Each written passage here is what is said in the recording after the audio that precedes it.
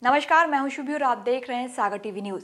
देश में मकान मालिक और किराएदारों के संबंध को कानूनी रूप से परिभाषित करने की जो मौजूदा व्यवस्था है, उसमें कई सारी खामियां हैं। इन्हीं खामियों को दूर करने, देश में किराए की संपत्ति के बाजार को रेगुलेट करने, किराए की प्रॉपर्टी की उपलब्धता बढ़ाने, किराएदारों और मकान मालिकों के हितों की रक्षा करने, किराए की संपत्ति से जुड़े विवादों का अदालतों पर से ये बोझ खत्म करने, साथ ही उनकी तेजी से निपटारा करने के लिए मोदी सरकार ये नया कानून लाई है।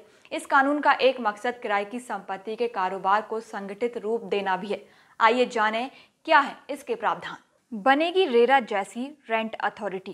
किराए पर संपत्ति लेने देने के काम को रेगुलेट करने के लिए इस कानून में जिलों के स्तर पर एक रेंट अथॉरिटी बनाने का प्रावधान है। ये अथॉरिटी रियल एस्टेट मार्केट को रेगुलेट करने वाले रेरा की तर्ज पर बनाई जाएगी। रेंट अथॉरिटी बनने के बाद जब भी कोई मकान मालिक और किराएदार रेंट एग्रीमेंट करेंगे तो उन्हें इस अथॉरिटी के सामने पेश होना होगा। दोनों पक्षों को एग्रीमेंट होने की तारीख से 2 महीने के भीतर रेंट अथॉरिटी को सूचना देनी होगी। इस तरह ये अथॉरिटी मकान मालिक और किराएदार के बीच के संबंधों को स्पष्ट करने का काम करेगी। इतना ही नहीं, ये अथॉरिटी अपनी वेबसाइट पर रेंट एग्रीमेंट से जुड़े डेटा भी रखेगी। नंबर 2, विवाद निपटाएगी रेंट कोर्ट या ट्रिब्यूनल। नया कानून मकान मालिक और किराएदार के बीच किसी विवाद की स्थिति में तेजी से निपटारे की व्यवस्था करता है। विवाद की स्थिति में पहले दोनों में से कोई भी पक्ष रेंट अथॉरिटी के पास जा सकता है। अगर दोनों में से कोई भी पक्ष रेंट अथॉरिटी के फैसले से नाखुश है तो वो राहत के लिए रेंट कोर्ट या ट्रिब्यूनल में अपील कर सकता है। हर राज्य में इसके लिए रेंट ट्रिब्यूनल बनाए जाएंगे। 60 दिन में मामला रफा दफा। अक्सर देखा गया है कि किराएदार और मकान मालिक के बीच विवाद की स्थिति में मामला कई साल तक चलता रहता है। नया टेनेंसी कानून इस समस्या का स्थायी समाधान करता है। कानून में जिन रेंट कोर्ट या ट्रिब्यूनल के गठन की बात की गई है, उन्हें मामले की सुनवाई में 60 दिन के अंदर फैसला करना होगा। इतना ही नहीं, कानून स्पष्ट करता है कि रेंट कोर्ट या ट्रिब्यूनल बनने के बाद ऐसे मामले दीवानी अदालत के अधिकार क्षेत्र से नहीं आएंगे। यानी अब विवाद का निपटारा 60 दिन में संभव होगा। किराएदार नहीं कर पाएंगे मकान पर कब्जा। नए किराएदार कानून मकान मालिकों को मकान पर कब्जा होने के डर से आज़ाद करता है। कानून में प्रावधान है कि यदि मकान मालिक एग्रीमेंट के मुताबिक किराएदार को पहले से नोटिस वगैरह देता है तो किराएदार को एग्रीमेंट समाप्त होने की स्थिति में जगह को खाली करना होगा। ऐसा नहीं करने पर मकान मालिक अगले 2 महीने के लिए किराया दुगना और उसके बाद 4 गुना तक बढ़ा सकता है। जगह खाली कराने रेंट कोर्ट जा सकता है मकान मालिक। मॉडल किराएदार कानून में मकान मालिक को एक और सेफ गार्ड दिया गया है। यदि किराएदार लगातार 2 महीने से किराया नहीं देता है तो मकान मालिक अपनी जगह खाली कराने के लिए रेंट कोर्ट जा सकता है। इतना ही नहीं, कानून किराएदारों को मकान मालिक की मर्जी के बिना किसी और व्यक्ति को प्रॉपर्टी का कुछ हिस्सा या पूरा हिस्सा फिर से किराया देने पर यानी सबलेट करने से रोकता है। तय की सिक्योरिटी डिपॉजिट की लिमिट। मकान मालिक और किराएदार के बीच झगड़े की एक बड़ी वजह सिक्योरिटी डिपॉजिट है, इसलिए कानून में किराएदारों का भी पूरा ख्याल रखा गया है। कानून में किसी किराए की प्रॉपर्टी को लेकर सिक्योरिटी डिपॉजिट की अधिकतम सीमा तय की गई है। अभी ये शहरों के हिसाब से अलग अलग है। दिल्ली में अगर ये 1 महीने का एक्स्ट्रा किराया है तो बेंगलुरु में 3 से 6 महीने तक का एडवांस किराया।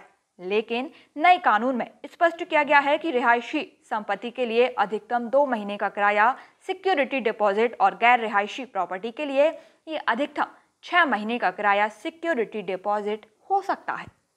राज्यों को करना होगा लागू।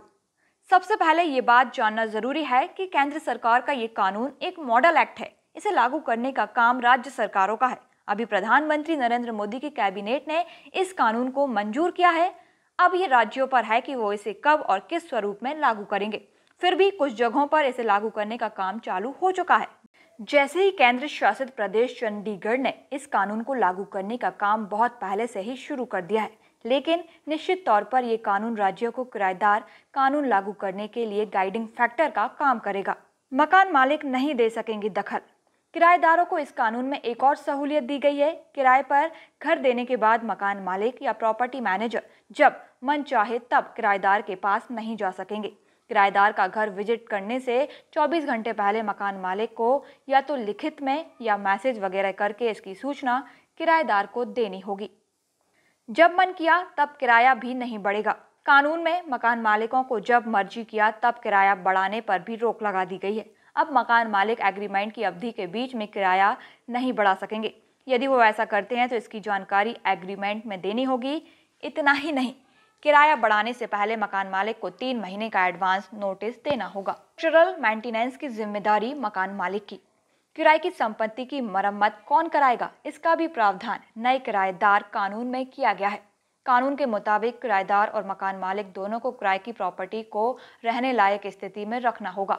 लेकिन यदि कोई स्ट्रक्चरल मेंटेनेंस की समस्या आती है तो उसकी जिम्मेदारी मकान मालिक की ही होगी। मिलेंगे 1 करोड़ किराए के घर।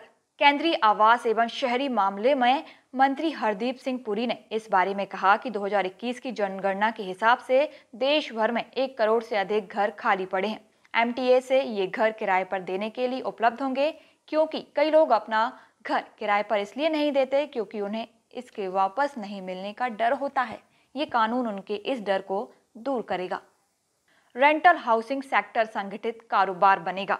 रियल एस्टेट डेवलपरों के संगठन नारेडको के अध्यक्ष निरंजन हीरानंदनी का कहना है कि नए किराएदार कानूनी से खाली पड़े मकान के किराए के लिए उपलब्ध होंगे। इससे रेंटल हाउसिंग का एक बिजनेस मॉडल तैयार होगा। इस सेगमेंट में निजी भागीदारी बढ़ाएगा। इससे देश में आवास की कमी को पूरा करने में मदद मिलेगी। ये किराए पर घर देने के काम को फॉर्मल मार्केट में बदलेगा। तो ऐसी तमाम जानकारी वाली खबरें जानने के लिए सब्सक्राइब कीजिए Sagar TV news STVN India. Bell icon को भी क्लिक कीजिए ताकि आपको हमारी हर खबर मिल सके। शुक्रिया।